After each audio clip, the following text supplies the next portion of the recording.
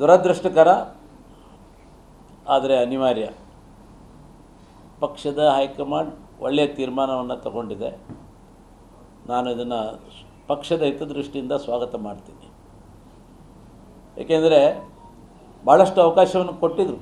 ಪಕ್ಷದ ಹೈಕಮಾಂಡ್ ಯತ್ನಾಳ್ ಅವರಿಗೆ ಸಾಕಷ್ಟು ಅವಕಾಶವನ್ನು ಕೊಟ್ಟಿದ್ದಾರೆ.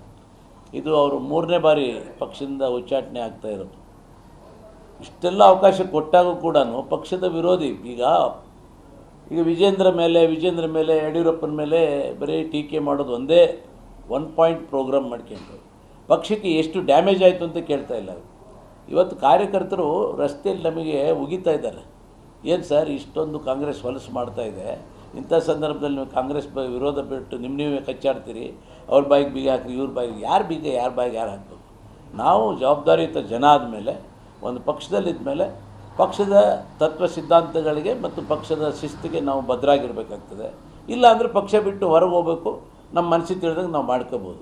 ಆದರೆ ಪಕ್ಷದಲ್ಲಿದ್ದುಕೊಂಡು ಪಕ್ಷ ವಿರೋಧಿ ಚಟುವಟಿಕೆ ಮಾಡಿ ಪಕ್ಷಕ್ಕೆ ಈಗಾಗಲೇ ಸಾಕಷ್ಟು ಡ್ಯಾಮೇಜ್ ಮಾಡಿದ್ದಾರೆ. ಸಾಕಷ್ಟು ಡ್ಯಾಮೇಜ್ ಆಗಿದೆ.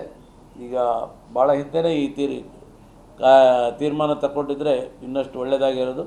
ಆದರೆ ಹೈಕಮಾಂಡು ಎಲ್ಲವನ್ನು ಅಳೆದು ತೂಗಿ ಎಲ್ಲ ಕಡೆಗೆ ಲೆಕ್ಕ ಹಾಕಿ ಕಾದು ಒಂದು ಅವಕಾಶ ಕೊಟ್ಟು ಕೊನೆಗೆ ಅತಿ ಕೈ ಮೀರಿದಂಥ ಸಂದರ್ಭದಲ್ಲಿ ತೀರ್ಮಾನ ತಗೊಂಡಿದ್ದಾರೆ. ನಾನು ಅದನ್ನು ಹೋಲ್ ಹಾರ್ಟೆಡ್ಲಿ ಸ್ವಾಗತ ಮಾಡ್ತೇನೆ.